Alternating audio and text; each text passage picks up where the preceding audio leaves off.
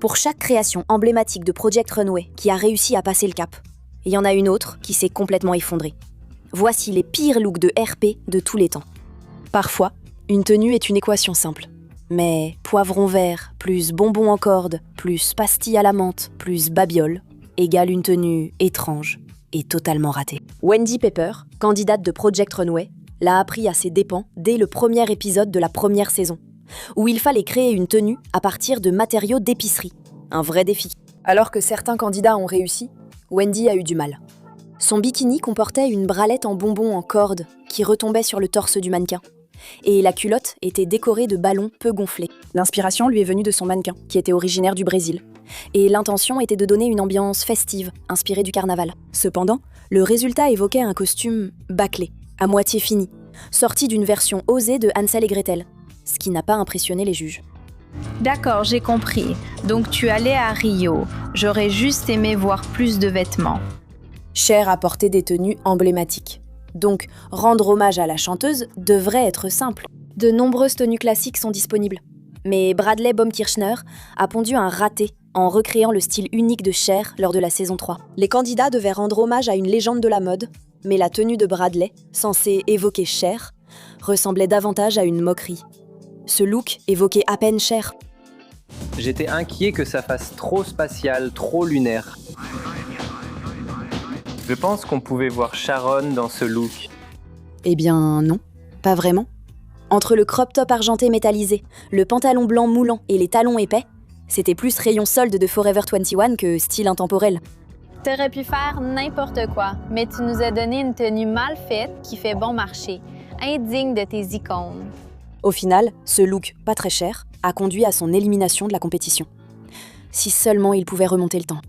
En saison 4, Carmen Weber a créé un look masculin, inédit et inégalé depuis. Sur le podium ou ailleurs, ce look évoquait à la fois un ramoneur victorien et un golfeur à l'ancienne.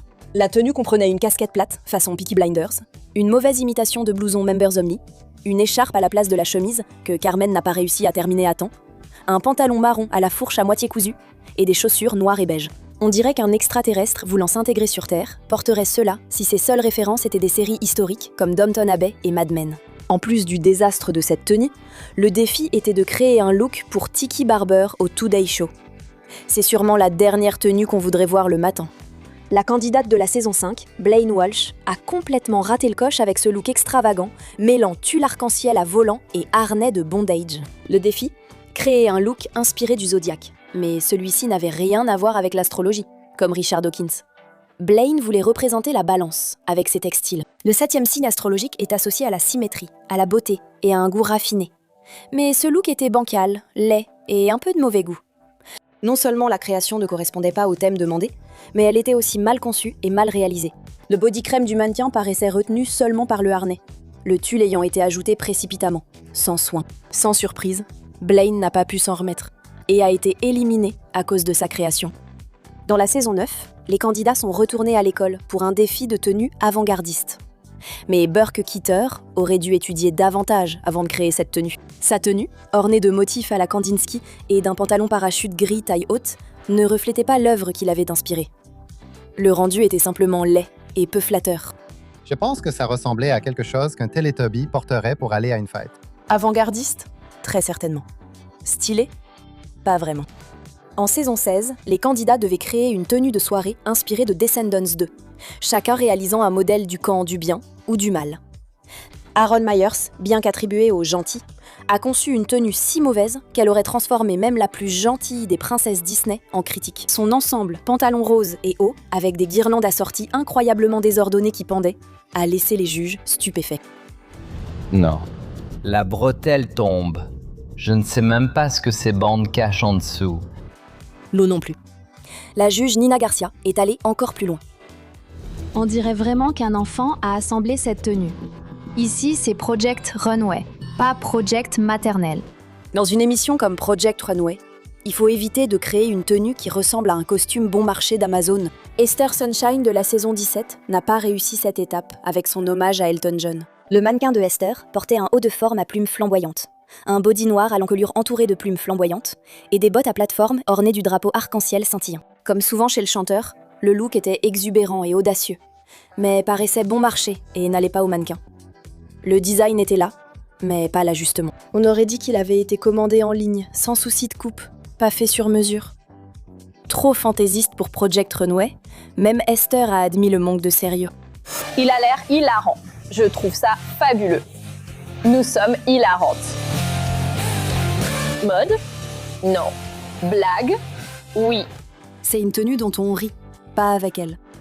Lors de sa deuxième participation à Project Runway, en 2023, Fabio Costa a créé l'un des looks les plus étranges du podium, lors d'un défi couture axé sur la lingerie. Quand le mannequin de Fabio a lâché le châle sur le podium, des sous-vêtements corail sont apparus sous une jupe fleurie transparente.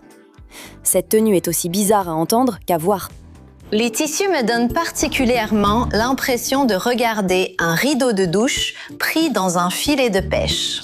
Sans parler des Doc Martens au pied du mannequin, aussi déplacés qu'un ours polaire au Texas.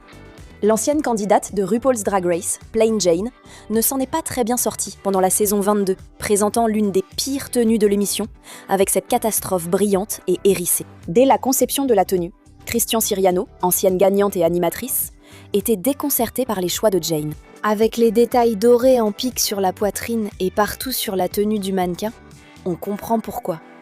Ça donne tout simplement pas l'effet qu'elle croit que ça donne. Oui, j'irai certainement pas à l'épicerie dans cette tenue, ni nulle part ailleurs. C'était un look digne d'une pop star ringarde dans un téléfilm, tout aussi embarrassant dans Project Runway, où les juges ont été sévères. Je voudrais être dans une autre émission pour te faire un playback pour sauver ta place. Oh là là,